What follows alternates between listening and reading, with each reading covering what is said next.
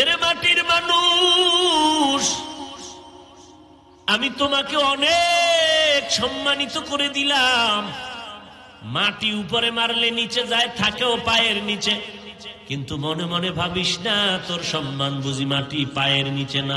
আমি আল্লাহ তোর সম্মান এত বাড়াইয়া দিলাম, দুনিয়ার সব জিন ফেরেশতা পর্যন্ত তোর গোলামির জন্য পাগল হয়ে আছে। আল্লাহ কয়, দেখ এই জমিনটা কারোর সাথে বেয়াদবি করে নাই। এই জমিনের মধ্যে কত মানুষ মদের বোতল নিয়ে লাফায়, এই জমিন মাটির মধ্যে বৈশা কত মানুষ জিনা করে। মাটি তো কারোর সাথে খারাপ আচরণ করে না, যত জুলুম অন্যায় অত্যাচার গুলো ধৈর্যের সাথে মেনে নিতেছে। মাটি যদি মেজাজ গরম করে, দুনিয়াটা ধ্বংস করতে একটা সেকেন্ড লাগবে না। শরীয়তপুরের মানুষগুলো মাটি আর বাড়ি সহ পানির মধ্যে চলে গেল। এরে আল্লাহর গোলাম, এখানে যদি আল্লাহ অর্ডার করে মাটি তুই 50 ফিট নিচে ধসে যা, মাটি ধসে যাবে, বাড়িঘর শুদ্ধ মানুষ আর ধরো বলতেও কোনো সময় পাবে না। আল্লাহ তাআলা বলেন, মাটির মধ্যে তাকায় দেখ, এই মাটির মধ্যে একটা গুণ আছে। এই মাটি যত জুলুম করা হয় কারো সাথে খারাপ আচরণ করে না, বরং নিজের ধৈর্যের পাহাড় হইয়া সব মেনে নেয়। ও মাটির মানুষ, তোমার মধ্যে এই গুণটা অর্জন করো। তুমি গরম মেজাজ দেখাইও না, মাটির মতো নরম হইয়া জমিনে চলো। মাটির মতো নরম হয়ে চলো, গরম গরম ভাব দেখাইও না। বলে নরম চলার মাধ্যম কি? বলে বান্দা একা একা পারবা না, কারণ তোমার মধ্যে রক্তের গরম আছে, টাকার গরম আছে, ক্ষমতার গরম আছে, এলেমের গরম আছে, আমলের গরম আছে। সব গরমটাকে দমন যদি করতে চাও, তাহলে আল্লাহর পেয়ারা বান্দাদের বন্ধু হইয়া তারপরে চলো। দুনিয়ার জমিনে নিজের অহংকার ভাবটাকে বন্ধ যদি করতে চাও, তাহলে একজন খাঁটি আল্লাহওয়ালা, যাদের বয়ান শুনলে দিল নরম হয়, যাদের সংস্পর্শে গেলে বেআমলওয়ালারা আমলওয়ালা হয়, এইরকম আল্লাহওয়ালাদের সংস্পর্শে যাও। এইরকম আল্লাহওয়ালার নেক নজরে যদি থাকো, দেখবা একদিন কলবের উপরে নজর লাগতে লাগতে কলবটা দুর্বল হয়ে যাবে, নরম হয়ে যাবে। এরে নবীর উম্মত, রাগ তো আপনাদের অন্তরেও যেমন আছে, আমাদের অন্তরেও তো রাগ আছে। রাগ নাই? আপনারাও যেমন সূর্যের আলো বাতাস নেন, আমরাও তো নেই। আপনারা যেই জমিনে বসবাস করেন আমরাও তো করি। আপনারা যেই নদীর পানি আর যেই গাছের ফল খান, আমরাও তো একই ফল আর পানি পান করি। আপনারা যেই ফল ফসল দিয়া চলেন, আমরাও তো এগুলোই খাই। আপনার আকৃতি 2 হাত 2 পা, আমারও তো একই সিস্টেমের। আপনার মেজাজটা যদি গরম হয়, আপনি আমারে 13টা গালি দিতে পারেন, আমিও তো আপনাকে গালি দিতে পারি। কিন্তু না, এই টুপি মাথায় দেওয়ার পর আমরা টুপি মাথায় দিয়া দাড়িটা লম্বা করে 5 বেলার নামাজ পড়ি, হালাল খাই। মদিনাওয়ালার তরিকা মানিয়ে চলার কারণে যারা নবীর তরিকায় চলে না, আমরা তো তাদের খারাপ জানি না। এমন কি এই জমিনে বিধর্মীদের বিরুদ্ধে কোনো বয়ান করি না, হিন্দুদের বিরুদ্ধে বলি না, খ্রিস্টানের বিরুদ্ধে বলি না, ইহুদির বিরুদ্ধে বয়ান করি না। এমন কি আমার মুসলমান ভাইরা যারা নামাজ পড়ে না, রোজা রাখে না, আমরা তাদের বিরুদ্ধে কোনো বয়ান করি না। যত কথা বলি দিলটা নরম কইরা, মনে হয় যেন আপনার টাকার কেনা আমি গোলাম, নত হইয়া হইয়া পায়ে ধরে ধরে ধরে ধরে বয়ান করি। ভাইজান নামাজটা পড়েন, টুপিটা মাথায় দেন, মা বাবার খেদমত করেন। এরপরেও আবার এত নরম হইয়া বয়ান করার পরে আবার একদল মুসলমান আমাদের কথা মানবে তো দূরের কথা, উল্টা আমাদের গালি দেয়। টুপির মধ্যে ঝামেলা, নামাজ পড়িয়া লাভ নাই, মাদ্রাসায় জঙ্গি ট্রেনিং হয়। এইভাবে বাজে বাজে কথা বলার পরেও আমরা মেজাজটা গরম করি না, ধৈর্য ধারণ করি। কারণটা কি? এটা মায়ের গর্ভ থেকে আসিয়েই কিন্তু এই গুণটা অর্জন করতে পারি নাই। আমার মদিনার নবীর আদর্শ আর নবীর সুন্নত আর কোরআন তেলাওয়াতের পরে আমাদের আল্লাহওয়ালা উস্তাদ যারা মুরব্বী, এদের সোহবতে গিয়া বয়ান শুনতে শুনতে শুনতে শুনতে মোটামুটি একটা কন্ট্রোলের মধ্যে নিয়ে আসছি অন্তরটারে। রাগ আসলেও সেটাকে দমন করার চেষ্টা করি। নবীজির সামনে সাহাবায়ে কেরাম বসা, চোখের চাহনি, অঙ্গ প্রত্যঙ্গ নাড়াচাড়া করার আদব বড় কঠিন জিনিস। উঁচু কণ্ঠে কথা বলা হারাম। আমরা ওস্তাদের সামনে বসে কেউ চিৎকার দেই, যদি কেউ দেয় বলবে তার আদব আছে। ঠিক ওয়াজের প্যান্ডেল, চিল্লা চিল্লির কোনো কাম নেই। আমি দেখি না, আপনারা দেখেন কিনা জানি, আমার দেখা মতে চিল্লাই তো এরকম কিছু আছে আমার জানা নেই। আমরা কি এখন কারোর সাথে ফিডাফিডি বাজাবো? কিলাকিলি আছে? রাস্তায় স্লোগান দেব? চিল্লান কেন? ভদ্র বাবার সন্তানের মতো চুপচাপ বসে কথা পেটে ঢুকাবেন, ভুল হলে দাঁড়াইয়া প্রশ্ন করবেন। যদি কথা শুনে দেখেন এই অন্যায়টা আমার মধ্যে আছে, আল্লাহর কাছে মনে মনে ইস্তেগফার করবেন। এটা এমন একটা প্যান্ডেল, দেখেন না কে ধনী কে গরিব, কে শিক্ষিত কে মূর্খ, সব একাকার হয়ে পড়ছে। ভিআইপি নন ভিআইপি কোন পার্ট আছে? নেই। বসার বিছানাটাও দুর্বল, বসার বিছানাও দুর্বল। এতগুলো মানুষ যদি দুনিয়ার কোন এমপি, দুনিয়ার কেউ সমাবেশ করত, আসা যাওয়ার ভাড়া দাও, বসার ভালো জায়গা দাও, নাস্তার উপরে নাস্তা, নাইলে চেয়ারের ভারী, এরপরে পুলিশ, আর্মি, বিডিআর, কত নিরাপত্তা, এরপরে কুত্তাও লাগবে, কারণ মানুষের উপরে বিশ্বাস নাই। কোন সময় বডিগার্ড বডির উপরে মাইরা দেয়, কিন্তু কুকুর বেইমানি করবে না। এই জন্য নিরাপত্তার জন্য টাকা দিয়ে কুকুর কিনে আনছে, নিরাপত্তা দেয় কুকুর। দেখেন না কোনদিন কুকুর মালিকের কামড় দিছে? দেয় নাই। কিন্তু মালিকেরটা খাইয়া, কুকুর কিন্তু মালিকেরটা খায়ও না, গালি খায় আর লাথি খায়, কিন্তু এরপরও মালিকের জন্য জীবন দেয়। নেমখারাম মানুষ মালিকেরটা খাইয়া মালিকের গলায় ছুরি।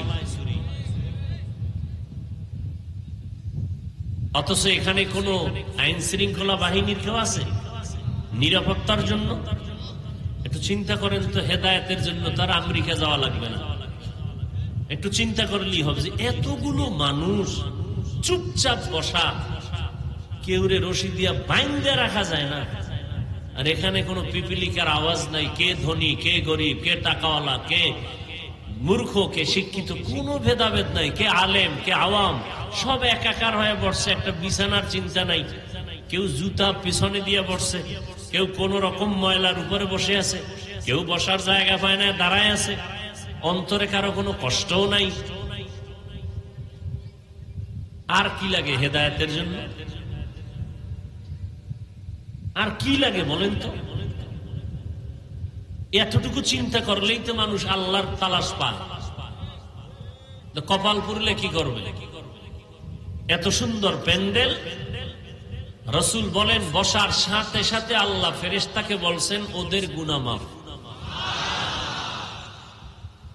এবং এই প্যান্ডেল যতক্ষণ থাকবে চারপাশে ফেরেশতারা বেষ্টনী দিয়ে আছে, আল্লাহ পাক অল টাইম এখানে রহমত অবতীর্ণ করবেন।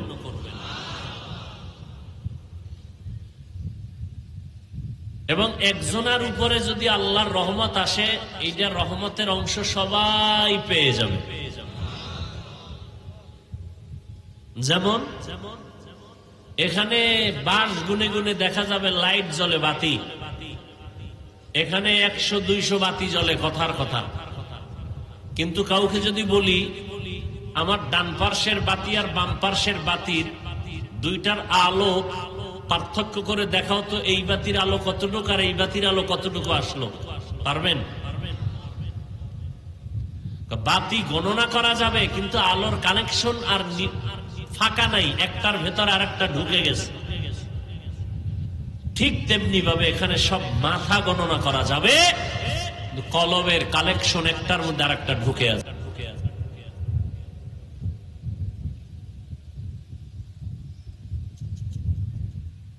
আল্লাহ আমাদের সব ভাইকে কবুল করেন।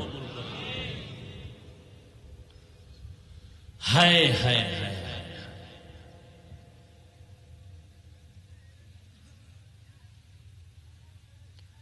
তো আলোচনায় ঢুকতেছি। সৃষ্টি জগৎ নিয়ে কথা, শুধু এতটুকুই। আয়াতের পয়েন্ট 3টা: কবর জগৎ, হাসর জগৎ আর সৃষ্টি জগৎ। প্রথম অংশ মিনহা খালাকনাকুম, বাস এই এতটুকুর বিষয় আলোচনা করব। হ্যাঁ, মিনহা খলাকনাকুম, আল্লাহ বলেন আমি তোমাদেরকে সৃষ্টি করেছি। মিনহা আই মিনাত তুরাব, মাটির থেকে তোমাদেরকে সৃষ্টি করেছি, বা মিন তিন। আচ্ছা, মানুষ সৃষ্টির ক্ষেত্রে আল্লাহ পাক কোরআন শরীফে অন্য জায়গায় বলেন আমি জমাট রক্ত থেকে মানুষ সৃষ্টি করেছি। ইকরা বিসমি রাব্বিকাল্লাযী খালাক, খালাকাল ইনসানা মিন আলাক, ইকরা ওয়া রাব্বুকাল আকরাম, আল্লাযী আল্লামা বিল কলম, আল্লামাল ইনসানা মা লাম ইয়ালাম। ওখানে বললেন মাটির থেকে, এখানে বললেন জমাট রক্ত থেকে। আর এক জায়গায় আল্লাহ বলেন হাল আতা আলাল ইনসানি হিনুম মিনাদ দাহরি লাম ইয়াকুন শাইআম মাযকুরা ইন্না খালাকনাল ইনসানা মিন নুতফাতিন আমশাজিন নাবতালিহি فجعلناه سميعا بصيرا। আল্লাহ এখানে বললেন আমি নাপাক পানির থেকে তোমাদেরকে সৃষ্টি করেছি। তাহলে কয় কথা পাইলাম? মানুষ সৃষ্টির এক কথা মাটির, আর এক কথা জমাট রক্ত, আর এক কথা পাইলাম নাপাক পানির থেকে। তিন কথার আসল কথা মাটির সৃষ্টি। মাটির সৃষ্টি যদি আসল কথা হয় তাহলে জমাট রক্তের কথার ব্যাখ্যা কি? নাপাক পানির সৃষ্টি কথার ব্যাখ্যা কি? আর এক আয়াতে আল্লাহ তিনটার কিছু সমন্বয় করে আর এক জায়গায় বললেন ওয়ালাকাদ খালাকনাল ইনসানা মিন সুলালাতিন মিন তিন ثم جعلناه نطفة في قرار مكين ثم خلقنا النطفة علقة فخلقنا العلقة مضغة فخلقنا المضغة عظاما فكسونا العظام لحما ثم أنشأناه خلقا آخر فتبارك الله أحسن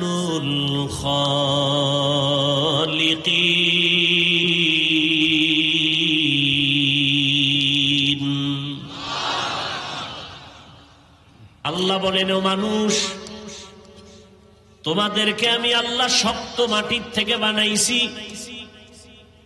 নাপাক পানির থেকে তোমাদেরকে আমি আল্লাহ রূপান্তরিত করলাম। ওই নাপাক পানিটাকে 40 দিন করে আমি আল্লাহ ফেরেশতার মাধ্যমে মেহনত করাইলাম। নাপাক পানি 40 দিনের শোধনের কারণে ওটা রক্ত জমাট রক্ত হয়ে গেল। জমাট রক্তকে আবার 40 দিন শোধন করার পরে গোশতের টুকরা, এর উপরে হাড্ডি, আবার 40 মেহনতে আবার এর উপরে গোশত। আমি আল্লাহ সুন্দর করে মায়ের গর্ভে সুন্দর একটা স্ট্রাকচার বানায় দিলাম। আমি আল্লাহ আস্তে আস্তে করে ধীরে ধীরে তোমার মতো মানুষটা আমি ফেরেশতার মাধ্যমে মায়ের গর্ভে সুন্দর করে বানিয়েছি। তো আল্লাহ বলেন আমি মাটির থেকে সৃষ্টি করেছি, এটাই আসল। নাপাক পানির থেকে যদি হয় তো কেমনে হবে? আবার মাটির থেকেই যদি আসল হয়, কই আমাদের তো নাপাক পানির থেকে আমরা আসছি, মাটির থেকে তো আসি নাই। এর জবাব হলো মাটির থেকে তোমাদের সৃষ্টি করার অর্থ হলো 1 নাম্বার, আমি তোমার বাবা আদমের ডাইরেক্ট মাটির থেকে আমি আল্লাহ নিজে বানায়া দিলাম। আর আদমের পাজরের হাড় থেকে তোমাদের মা হাওয়া আলাইহিস সালামের আমি আল্লাহ বানাইছি জান্নাতের ভেতরে। আদম নবী জান্নাতে আরামে ঘুমায়, ঘুমের গভীরতার মধ্যে আমি রব্বুল আলামিন আদমের পেছনের হাড় নিয়ে হাওয়াকে বানাইয়া সুন্দরী রূপসী করে পোশাক পরাইয়া একটু দূরে আমি বসায় রেখেছিলাম। আদম ঘুম থেকে উঠিয়া অচেনা সুন্দরী রূপসীকে দেখে আকর্ষণ বাড়তে লাগলো। আদম ওদিকে মন যায়নি, কয়ে যায়, বলে যাওয়ার আগে পদ্ধতিটা কমপ্লিট করে নাও, আমি আল্লাহ এর সাথে তোমার হালাল বৈধতার সার্টিফিকেট দিতেছি। বলে কেমনে? বলে আমার বিশ্ব নবী রাহমাতুল লিল আলামিনের উপরে 4 বার অথবা তুমি 11 বার দরুদ শরীফ পড়ো তো হালাল হয়ে যাবে। আদম নবী তাই করলেন, 11 বার মদিনাওয়ালা নবীর উপরে দরুদ পড়লেন। আম্মা জান হাওয়া হালাল হয়ে গেলেন। 2 জন জান্নাতে থাকবেন। আল্লাহ বললেন, থাকো, আনতা ওয়া যাওজুকাল জান্নাতা ওয়া কুলা মিনহা রাগাদান হাইসু শি'তুমা। মনে যখন যা চায় জান্নাতের ভেতরে বিচরণ করো আর খাও, তবে সাবধান। একটা গাছকে ইশারা করে বললেন, ওয়ালা তাকরাবা হাযিহিশ শাজারা, ওই গাছের নিকটেও যাইবা না, যদি যাও তো জালেম। ফাতাকুনা মিনাজ জালিমিন।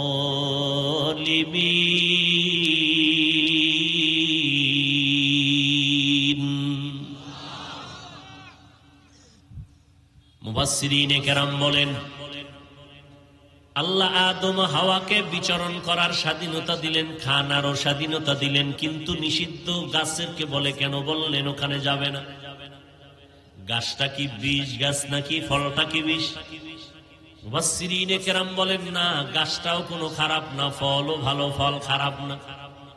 নিষেধ কেন করেছেন? কিয়ামত পর্যন্ত আওলাদে আদমদের আল্লাহ একটা বিধান কায়েম করায় দিলেন আদমের মাধ্যমে। এই আদম সন্তান, জান্নাতের মধ্যে তোমার আব্বা আম্মা বিচরণ করেছে, মনের মতো খাইছে, কিন্তু এরপরও সীমাবদ্ধ স্কেল লাগায় দিছি, পাইলেই খাওয়া যাবে না, নিষিদ্ধ গাছের কাছেও যাইবা না। তোমাদের জিহ্বাটাও কিন্তু গরুর মতো দৌড়ায়, হালাল চেনে না, হারাম চেনে না। সাবধান, খাইতে কোনো নিষেধ নাই, স্বাধীনতা দিয়া দিলাম, তবে বাবার মতো তোমাদের উপরেও সীমাবদ্ধতা দিলাম। জীবনে যত হালাল পাবি খাবি, তবে হারাম দেখলে খাবি না। হারাম খানা বন্ধ করে দিও, ব্যবসা করো হালাল, কিন্তু ব্যবসার নামে সুদের সাথে জড়িত হইও না, হারাম। সুদ দিবা না, নিবা না, সাক্ষীও থাকবা না, তাহলে যে দিল যেই পরিমাণ অপরাধী, যে নিল সে ওই পরিমাণ অপরাধী, যারা লেখলো সাক্ষী হইল সবাই একই অপরাধী। বলে অপরাধ কি? বলে ছোট অপরাধ, নিজের মায়ের সাথে 24 ঘন্টা জিনার গুনাহ লেখা হবে। নাউজুবিল্লাহ, আয়েনা হারাম খাইয়া এত মজা পাইছে, ও নাউজুবিল্লাহ, আয়েনা। আল্লাহ তাআলা বলেন, আমি 2 দল মানুষের সাথে যুদ্ধ করার ঘোষণা দিয়েছি। 2 দল মানুষের সাথে আমি আল্লাহ নিজে যুদ্ধ করার ঘোষণা দিলাম। এক দলের কথা কোরআনে, আর এক দলের কথা বুখারী শরীফে। কোরআনের বর্ণিত সূরা বাকারা 275 নম্বর আয়াত। সুদের সাথে যারা জড়িত হবে আল্লাহ তাদের সাথে যুদ্ধের ঘোষণা দিলেন, কারণ তোর মায়ের সাথে তুই জিনার গুনাহ করবি, আমি আল্লাহ তোরে ছেড়ে দিতে পারি না।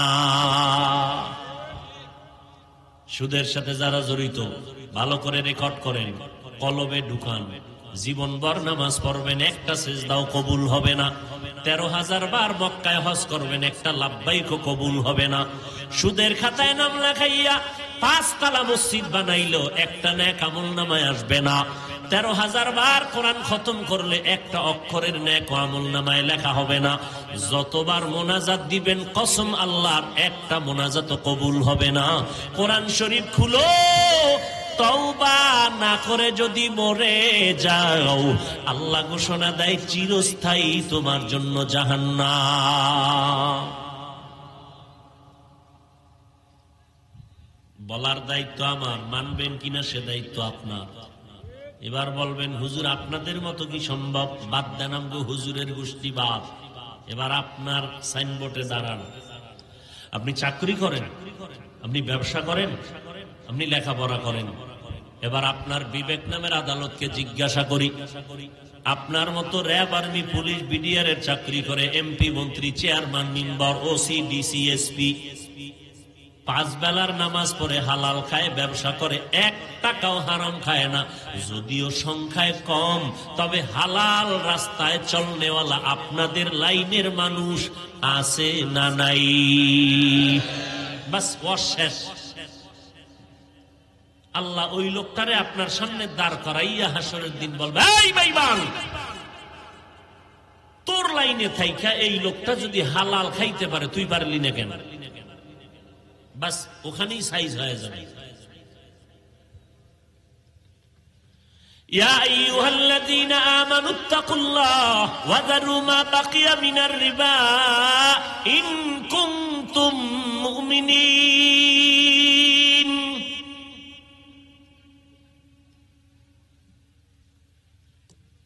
আল্লাহ এই সুদের থেকে আমাদের গোটা জাতিকে হেফাজত করেন। আরো জোরে বলেন। রাগ করলেন?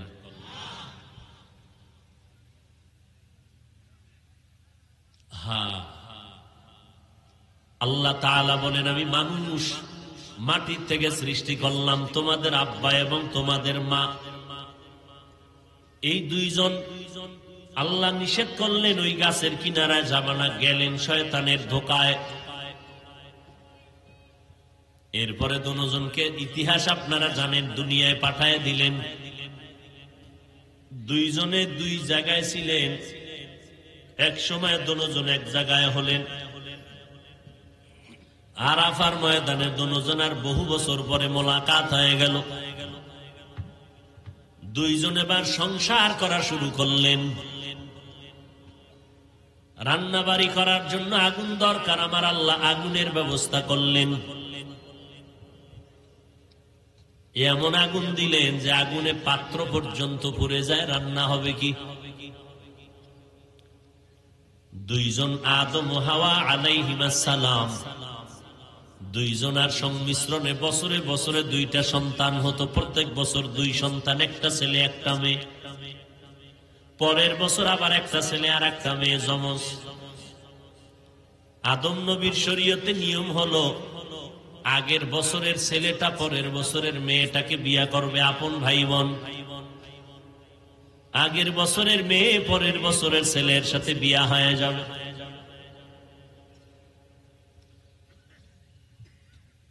আল্লাহ বুঝাইলেন মা বাবা যেই পদার্থের হবে সন্তানও সেই পদার্থেরই হবে। আদম যেহেতু মাটির, আম্মাজান হাওয়া যেহেতু মাটির, আমরা তার সন্তান, আমরাও মাটির।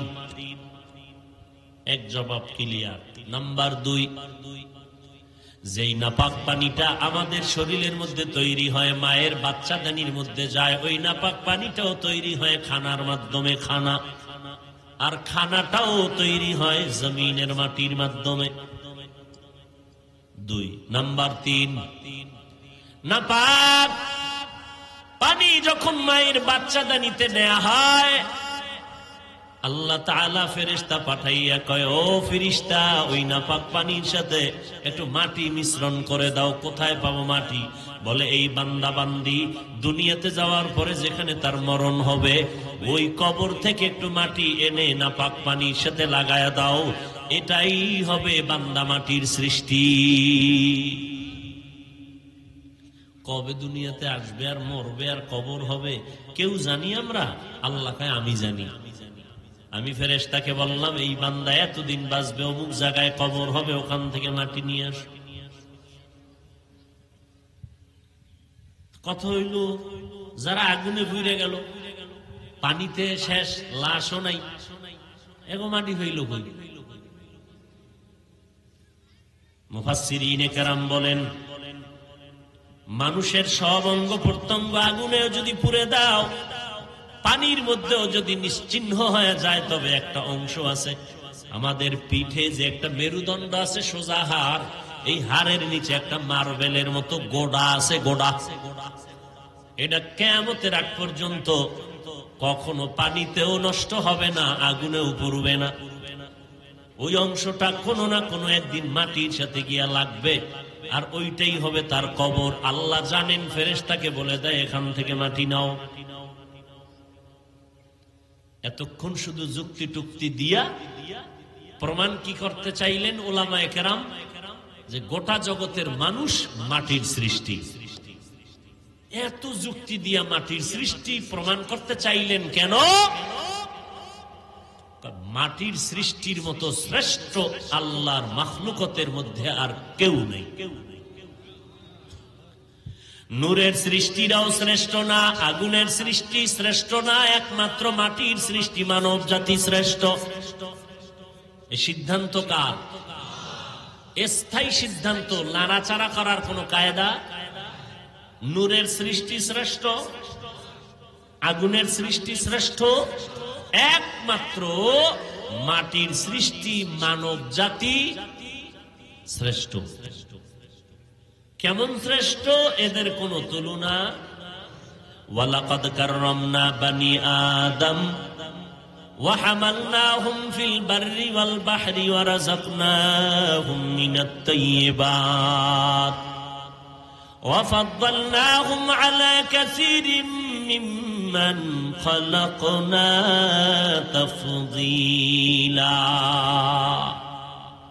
বনি আদম বড় দামি, এদের মতো শ্রেষ্ঠ কেউ নাই। নূরের সৃষ্টিরও এত দাম নাই, মাটির মানুষের এত দাম। আল্লাহ বলেন আমি তোমাদের জন্য পবিত্র হালাল রিজিকের ব্যবস্থা করে দিলাম, আমি আল্লাহ নিজে। গরুতে ঘাস খায়, ফ্যান খায়, খেরকুটা খায়, শুকরে পায়খানা খায়, কুকুরে ময়লা খায়, আর আমি আল্লাহ তোমার জন্য গোটা জমিনের মধ্যে পিওর খানার আয়োজন করে দিলাম, হালাল। তরমুজ খাবি, মজা কইরা খাবি না, খাবার দিয়ে দিছি যেন তোর খাইতে কোনো কষ্ট না হয়, ময়লা যেন না লাগে। কিন্তু তুই কত বড় নিমক হারাম, ওই তরমুজের ভিতরে তুই মেডিসিন ঢুকাইছো। কত বড় তুই নিমক হারাম, তোরে জুতা দিয়ে ১.৫ বছর ফিটাইলেও তো ঝাল মিটে না। তুই কত বড় বেঈমান। আল্লাহ তাআলা বলেন তোরে আমি কত ভালোবাসি, আমি তোমার জন্য হালাল খানার আয়োজন করে দিলাম, পিওর মশলা লাগবে, মশলা, পেঁয়াজ, রসুন, আদা, তেজপাতা, এরপরে দারচিনি, এলাচি, তোর আব্বাই বানায় এডি। আল্লাহ আমি জমিনে গাছ লাগাইয়া ব্যবস্থা করে দিচ্ছি। ওয়া আদাসিহা ওয়া বাসলিহা, তুই ভাত খাবি, চাল দরকার, আমি আল্লাহ পাক চালটারে কাবার করে দিলাম ধান। এটারে বান্দা তুই প্রিপেয়ারিং করিয়া, শোধন করিয়া করিয়া তুই চাল বের করো। আমি আল্লাহ তাআলা ওই চালের মধ্যে এত ভিটামিন দান করলাম, তুই এত বড় নেমক হারাম, ওই চালের মধ্যে আবার মেশিন লাগাইছো, মোটাটারে চিকন বানাইছো, মেডিসিন মাইরা ভিটামিনের পুষ্টি শুদ্ধ উদ্ধার করে দিছ রে নিমক হারাম। করেনি কি মিনিগেট, আরো কত কচু, পুলিশে আরে ভিডারে ভিডা, এই নাম পাইছো কই? এই ২ নাম্বারই শিখছো কই? স্যার আমার দোষ কি? যারা এটি বানায় মেশিনে এনে ধরেন, খবর নাই, সারাদিন মোরাকাবা করে মোবাইল নিয়ে, কি দেখে আল্লাহ জানে। এডিআর দেখে না, 2 নাম্বারই ব্যবসা করে। দেখছেননি কারবার? ফার্মের মুরগি দিলে খায় না কেন? দেশি দাও, খাইতে গেলে দেশি, আর সব ব্যবহার করে বিদেশি। পোশাক না দেশিটা হবে না, গেঞ্জি বিদেশি, মুজা বিদেশি, ঘড়ি বিদেশি, মোবাইল বিদেশি, আরো সব বিদেশি, খাইতে গেলে দেশি। এর নাম বাঙালি। ডাক্তার কইছে মিষ্টি খাওয়া হারাম, খাইলেই মরবি। খায় না খায় না খায় না খায় না, এর মধ্যে গেছে সবে বরাতে জেলাপি খাইতে মসজিদে। আরে খোদা, হেন গিয়ে লাগাইছে 1 মারপিট। সমস্যা, পোটলা 2টা লাগবে। একটা যখন টান দিছে এটা লইছে, আর একটা টান দিকে আর একজনে দেখছে, এটা টান দিয়ে সিরা বিরা ধুম কিলা কিলা। এবার ওখান থেকে কসম খাইয়া বের হয়, খোদায় জানে হেন আর না আনে। এর নাম বাঙালি। আল্লাহ হেদায়াত দান করুন। হায় হায়, কি বয়ান শুনবেন আর কি করব। এখানে এমন আশিকে রাসূল আছেন যারা আজকে ফজরের নামাজ পড়েন নাই, জোহরের নামাজ পড়েন নাই, আসরের নামাজ পড়েন নাই, মাগরিব পড়েন নাই, এশার নামাজ পড়েন নাই। কি বয়ান করব আপনারে? আবার একদল আশিক বয়ানের আগেও বিড়ি, মোনাজাতের পরেও আবার বিড়ি টেনে টেনে বাড়ি যাবে। নাই? তুমি কি বয়ান শুনছো? খবর নাই। এরে আল্লাহর বান্দা, কয়দিন এই জমিনে বাহাদুরি করবা? নমরুদের মতো বাহাদুর বর্তমান দুনিয়াতে কেউ নাই, কিয়ামতের আগে আসবে না। যেই নমরুদ আমার আল্লাহকে মেরে ফেলার জন্য রেডি হয়ে গেল, সেই নমরুদের আমার আল্লাহ ধ্বংস করার জন্য কোন ফেরেশতা পাঠাইতে হয় নাই। একটা অসুস্থ মশার সাথে ছিল জুতা মোবারক। ফেরাউন টাটকা ফকিন্নির বাচ্চা ছিল, মানুষের জমিনে শশা তরমুজ মাথায় করে টাইনা মিশরের বাজারে নিয়ে কিছু টাকা পাইত। বদিল্লা কাজের ভোলা। ওই মিশরের কবরস্থানের দারোয়ান হামানের লাগে যোগাযোগ কইরা এক পর্যায়ে আস্তে আস্তে কিছু টাকা জমাইয়া এবার টাকার বাহাদুরি হইয়া বহু পরে এক সময় মিশরের চেয়ারে বসে কয়, আমি শুধু খোদা, আনা রব্বুকুমুল আ'লা, আমি সব থেকে বড় খোদা। আল্লাহ কয়, দেখ তুই কত বড় খোদা, তোর লাশটা কিয়ামত পর্যন্ত রাইখে দেব, মানুষ দেখবে তুই কত বড় খোদা। আছে না লাশ? কোটি টাকার মালিক দেখো অভাব হয় না দূর, গরিব ঘুমায় আরাম করে মনটা বাহাদুর।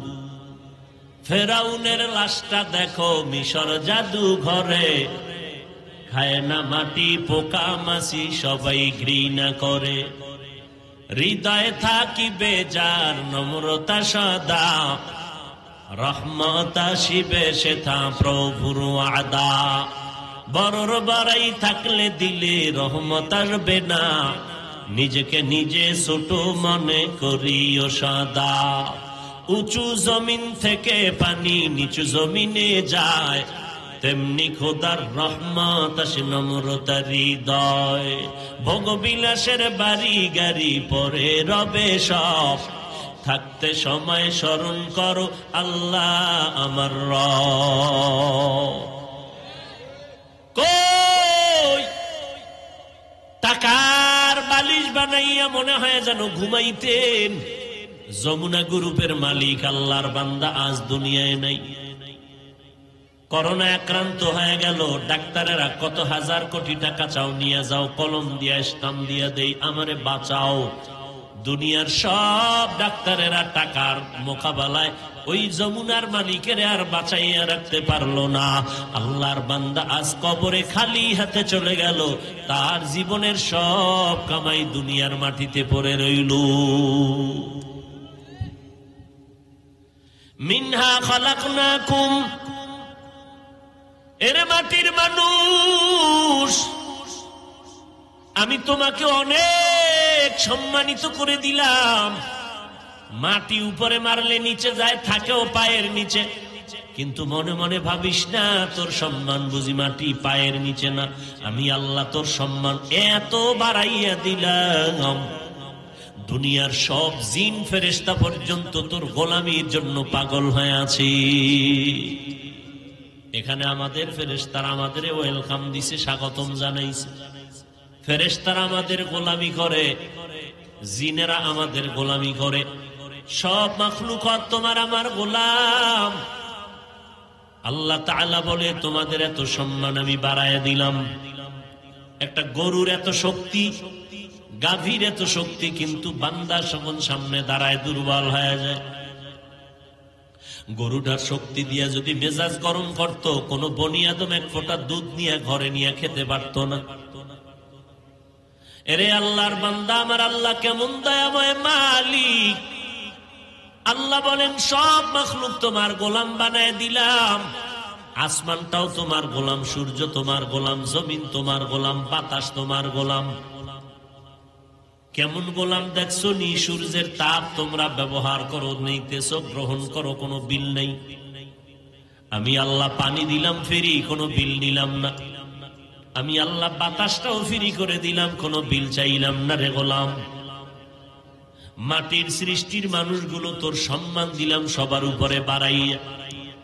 আর এই সম্মানটা যদি ধরে রাখতে পারো, আমি আল্লাহ ওয়াদা করলাম তোরে দুনিয়া তো বাদশার চেয়ারে রাখবো, পরকালেও তোরে বাদশার চেয়ার দিয়া বিনা হিসাবে জান্নাত দিব। আর এই বাদশাহী যদি চাও, তোমার এই ঐতিহ্যকে ধরে রাখো। আর ঐতিহ্যকে যদি ধরে রাখতে চাও, তাহলে মাটির গর্বের মানুষ, মাটি দিয়ে তাকাই একটু নজর করো। মাটির মধ্যে একটা গুণ আছে, সেই গুণটা তোমার মধ্যে জমা করে নাও। বলে মাটির মধ্যে কি গুণ আছে? নজর করিয়া দেখো। একটা জমিনের 13 বার জাল দলিল দিয়া বিক্রি করিয়া দালালেরা কত টাকা খাইলো? আসেনি? আল্লাহ কয় দেখ, এই জমিনটা কারোর সাথে বেয়াদবি করে নাই। এই জমিনের মধ্যে কত মানুষ মদের বোতল নিয়ে লাফায়। এই জমিন মাটির মধ্যে বৈশা কত মানুষ জিনা করে। মাটি তো কারোর সাথে খারাপ আচরণ করে না। যত জুলুম অন্যায় অত্যাচার গুলো ধৈর্যের সাথে মেনে নিতেছে। মাটি যদি মেজাজ গরম করে, দুনিয়াটা ধ্বংস করতে একটা সেকেন্ড লাগবে না। শরীয়তপুরের মানুষগুলো মাটি আর বাড়ি সহ পানির মধ্যে চলে গেল। এরে আল্লাহর গোলাম, এখানে যদি আল্লাহ অর্ডার করে মাটি তুই 50 ফিট নিচে ধসে যা, মাটি ধসে যাবে। বাড়িঘর শুদ্ধ মানুষ আর ধরো বলতেও কোনো সময় পাবে না। আল্লাহ তাআলা বলেন মাটির মধ্যে তাকায় দেখ, এই মাটির মধ্যে একটা গুণ আছে। এই মাটি যত জুলুম করা হয়, কারো সাথে খারাপ আচরণ করে না, বরং নিজের ধৈর্যের পাহাড় হইয়া সব মেনে নেয়। ও মাটির মানুষ, তোমার মধ্যে এই গুণটা অর্জন করো। তুমি গরম মেজাজ দেখাইও না, মাটির মতো নরম হইয়া জমিনে চলো। মাটির মতো নরম হয়ে চলো, গরম গরম ভাব দেখাইও না। বলে নরম চলার মাধ্যম কি? বলে বান্দা একা একা পারবা না, কারণ তোমার মধ্যে রক্তের গরম আছে, টাকার গরম আছে, ক্ষমতার গরম আছে, এলেমের গরম আছে, আমলের গরম আছে। সব গরমটাকে দমন যদি করতে চাও, তাহলে আল্লাহর পেয়ারা বান্দাদের বন্ধু হইয়া তারপরে চলো। দুনিয়ার জমিনে নিজের অহংকার ভাবটাকে বন্ধ যদি করতে চাও, তাহলে একজন খাঁটি আল্লাহওয়ালা, যাদের বয়ান শুনলে দিল নরম হয়, যাদের সংস্পর্শে গেলে বেআমলওয়ালারা আমলওয়ালা হয়, এইরকম আল্লাহওয়ালাদের সংস্পর্শে যাও। এইরকম আল্লাহওয়ালার নেক নজরে যদি থাকো, দেখবা একদিন কলবের উপরে নজর লাগতে লাগতে কলবটা দুর্বল হয়ে যাবে, নরম হয়ে যাবে। এরে নবীর উম্মত, রাগ তো আপনাদের অন্তরেও যেমন আছে, আমাদের অন্তরেও তো রাগ আছে। রাগ নাই? আপনারাও যেমন সূর্যের আলো বাতাস নেন, আমরাও তো নেই। আপনারা যেই জমিনে বসবাস করেন, আমরাও তো করি। আপনারা যেই নদীর পানি আর যেই গাছের ফল খান, আমরাও তো একই ফল আর পানি পান করি। আপনারা যেই ফল ফসল দিয়া চলেন, আমরাও তো এগুলোই খাই। আপনার আকৃতি 2 হাত 2 পা, আমারও তো একই সিস্টেমের। আপনার মেজাজটা যদি গরম হয়, আপনি আমারে 13টা গালি দিতে পারেন, আমিও তো আপনাকে গালি দিতে পারি। কিন্তু না, এই টুপি মাথায় দেওয়ার পর আমরা টুপি মাথায় দিয়া দাড়িটা লম্বা করে 5 বেলার নামাজ পড়ি, হালাল খাই। মদিনাওয়ালার তরিকা মানিয়া চলার কারণে যারা নবীর তরিকায় চলে না, আমরা তো তাদের খারাপ জানি না। এমন কি এই জমিনে বিধর্মীদের বিরুদ্ধে কোনো বয়ান করি না, হিন্দুদের বিরুদ্ধে বলি না, খ্রিস্টানের বিরুদ্ধে বলি না, ইহুদির বিরুদ্ধে বয়ান করি না। এমনকি আমার মুসলমান ভাইরা যারা নামাজ পড়ে না, রোজা রাখে না, আমরা তাদের বিরুদ্ধে কোনো বয়ান করি না।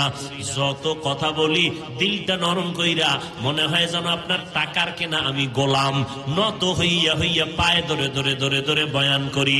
ভাইজান নামাজটা পড়েন, টুপিটা মাথায় দেন, মা বাবার খেদমত করেন। এরপরেও আবার এত নরম হইয়া বয়ান করার পরে আবার একদল মুসলমান আমাদের কথা মানবে তো দূরের কথা, উল্টা আমাদের গালি দেয়। টুপির মধ্যে ঝামেলা, নামাজ পড়িয়া লাভ নাই, মাদ্রাসায় জঙ্গি ট্রেনিং হয়। এইভাবে বাজে বাজে কথা বলার পরেও আমরা মেজাজটা গরম করি না, ধৈর্য ধারণ করি। কারণটা কি? এটা মায়ের গর্ভ থেকে আসিয়েই কিন্তু এই গুণটা অর্জন করতে পারি নাই। আমার মদিনার নবীর আদর্শ আর নবীর সুন্নত আর কোরআন তেলাওয়াতের পরে আমাদের আল্লাহওয়ালা উস্তাদ যারা মুরব্বী, এদের সোহবতে গিয়া বয়ান শুনতে শুনতে শুনতে শুনতে মোটামুটি একটা কন্ট্রোলের মধ্যে নিয়ে আসছি অন্তরটারে। রাগ আসলেও সেটাকে দমন করার চেষ্টা করি, নাহলে শক্তি কি আমগো গায়ে কম নেই? কথা কন না কেন? আপনাদের খানায় ভেজাল আছে, আমগো খানায় ভেজাল আছে। আপনি খাইলেন দুধ, কলা, আম দিয়া ভাত খাইয়া টানলেন বিড়ি, ঠিক না? তাহলে আপনার খানায় ভেজাল, আমগো খানায় ভেজাল আছে। আমরা পরিপাটি 5 বেলার নামাজ পড়ি, ওযু ইস্তেনজা করি, পরিষ্কার পরিচ্ছন্ন থাকি, ময়লা থেকে দূরে থাকি, খাই পিওর খানা। তাহলে এইগুলো এক খানার শক্তি। দ্বিতীয় আমগো ইমানের শক্তি, দ্বিতীয় আমলের শক্তি। এই কারণে আমগো অস্ত্র নাই, লাঠি নাই, টাকা নাই, ঘর নাই, বাড়ি নাই, ফকিন্নি আমরা হুজুরেরা। এরপরও অস্ত্রওয়ালা, টাকাওয়ালা, ক্ষমতাওয়ালারা হুজুর গো ভয় পায় কেন? পায়নি? কথা বলেন না কেন? সারা দুনিয়ার ইহুদিরা ভয় পায়, সারা দুনিয়ার খ্রিস্টানেরা কোরআনওয়ালাদের ভয় পায় কেন? সারা দুনিয়ার যত অস্ত্রওয়ালারা আছে, হুজুরদের হাতে কোনো অস্ত্র নাই, হুজুরদের কাছে কোনো টাকা নাই, হুজুরদের হাতে জমিনের কোনো ক্ষমতা নাই। এরপরও সমস্ত দুনিয়ার টাকাওয়ালা, ক্ষমতাওয়ালারা, অস্ত্রওয়ালারা কোরআনওয়ালাকে কেন ভয় পায়? ওরা জানে এই হুজুরের দল, মদিনার নবীর মোহাব্বত যাদের অন্তরে আছে, কোরআনের আকর্ষণ যাদের অন্তরে আছে, এরা মরতে রাজি কিন্তু মাথা নত করতে রাজি না।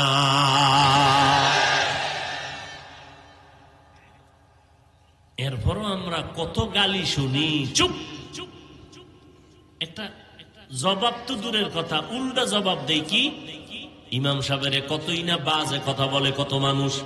এরপর মোনাজাতে দোয়া করে, আল্লাহ এলাকায় শান্তি দান করেন, ব্যবসায় বরকত দান করেন, কবরওয়ালাদের আযাব মাফ করে দেন, অসুস্থ রোগীদের সুস্থ বানায় দেন। কয়নি ইমাম সাহেব? কোনদিন বরদোয়া করে না। কারণ মিনহা খালাকনাকুম, এরে মাটির মানুষ, মাটির মতো নরম হইয়া চলো। কয়দিনের গরম ভাব দিয়ে চলবা? গরম ভাব দেখাইয়া নমরুদ টিকতে পারে নাই, সাদ্দার টিকতে পারে নাই, কারুন টিকতে পারে নাই, আবু জাহাল টিকতে পারে নাই। এক এক করে সব বিদায় হয়ে গেছে। ও আল্লাহর বান্দারা, এখনো সময় আছে, নবীর মোহাব্বতে তরিকাটা গলার মালা বানাও। ও এলাকার মুসলমান, ও পর্দার আড়ালের আম্মা জানেরা, বোনেরা, ও বৃদ্ধ বাবাজি, মাটির মতো নরম তবিয়তটা, অভ্যাসটা অন্তরে নিয়া সন্তানগুলোকে আদর্শওয়ালা বানাও। দুনিয়া কিছুই না রে বাবা। আজকে আমি টাকার গরম দেখাই, আমার শিক্ষার গরম দেখাই, আমার গরমের মেয়াদ কত জানেননি? আমার বক্তাগিরির একটা গরম আছে। আমার মতো বড় কণ্ঠওয়ালা বক্তা বাংলাদেশে নাই। এই যে গরম গরম ভাব দেখাইয়া চলবো, এই গরমের মেয়াদ কত? আজরাইল আসা পর্যন্ত। আজরাইল যখন এসে হাজির হয়ে যাবে, তখন 3টা সাদা কাফন আমার জন্য রেডি হয়ে যাবে। কে বক্তা, কে শ্রোতা, কে ইমাম, কে মুক্তাদি, কে ডাক্তার, কে রুগী, কোনো ভেদাভেদ থাকবে না। 3টা সাদা কাফনের প্যাকেটে আপনিও যাইবেন, আমিও যাব। ওই প্যাকেটটা বানাইয়া যখন বাঁশবাগানে কবরের মধ্যে রেখে সবাই চলে যাবে, ওই কবরে কোনো ফেরেশতা জিজ্ঞাসা করবে না তুমি কয় নাম্বারের নেতা, কয় টাকার মালিক, তোমার বাড়ি গাড়ি কেমন, শিক্ষাগত যোগ্যতা কেমন। আমি হাফিজুর রহমানকে যেই প্রশ্ন করবে, আপনাকে সে একই প্রশ্ন করবে। সমস্ত কবরওয়ালাদের 3টা প্রশ্ন করবে। রবের পরিচয় দাও, ধর্মের পরিচয় দাও, রাহমাতুল লিল আলামিনের পরিচয় দাও। এই 3টা প্রশ্নের জবাব যারা দিতে পারবে, মদিনার নবী বলেন তাদের কবর হবে রওজাতুম মির রিয়াজিল জান্নাহ। আর যারা জবাব দিতে পারবা না, তাদের কবর হবে হুফরাতুম মিন হুফারিন নার। ও আল্লাহর বান্দা, কয়দিন আর যৌবনের বাহাদুরি করবি? আমরা বলি না সবাই আমাদের মতো টুপিওয়ালা হয়ে যাও। না না, স্কুলে যারা পড়ো পড়ো, যারা চাকরি করো করো, যারা লেখাপড়া করো করো রে বাবা, ব্যবসা করো করো। তোমার মতো স্কুল পড়ুয়া ছাত্র 5 বেলার নামাজি আছে না নাই? তাহলে তুমি কেন পারবা না? তোমার আমার মতো কত বান্দা জীবনে মাদ্রাসায় পড়ে নাই, আলিফ বা তাও জানে না। এই রকম বান্দা র্যাব, আর্মি, পুলিশ, বিডিআরের চাকরি করে, 1 বেলার নামাজও বাদ দেয় না। নিজের বিবেকটাকে জিজ্ঞাসা করো রে বাবা, তুমি কেন 5 বেলার নামাজ পড়তে পারো না?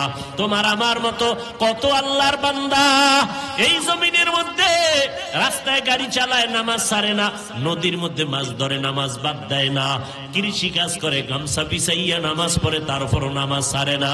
ও আল্লাহর বান্দা, আল্লাহ আকল দিছে, বিবেক দিছে, চিন্তা করো তুমি কেন পারবা না? ও পর্দার আড়ালের আম্মা জানেরা, আপনারা নবীদের মা, আলেমের মা, সাহাবায়ে কেরামের মা, হাফেজে কোরআনের মা, আপনারা দামি দামি সন্তানের মা। আপনাদের মর্যাদা আমার আল্লাহ বাড়িয়ে দিয়েছেন। ও পর্দার আড়ালের মা বোনেরা, আপনাদের কি মনটা চায় না একজন আলেম হাফেজের মা হইয়া কবরে যাবেন? ও মা, দুনিয়াটা কিছুই না। আজকে আপনার টাকা পয়সা, বাড়ি গাড়ি অভাব নাই। এমন একটা দিন আসবে, সাদা কাফনের প্যাকেট বানাইয়া যখন কবরে নিবে, আপনার সন্তানগুলো মা মা বলে চিল্লায় কাঁদবে, আপনি কোনো জবাব দিতে পারবেন না।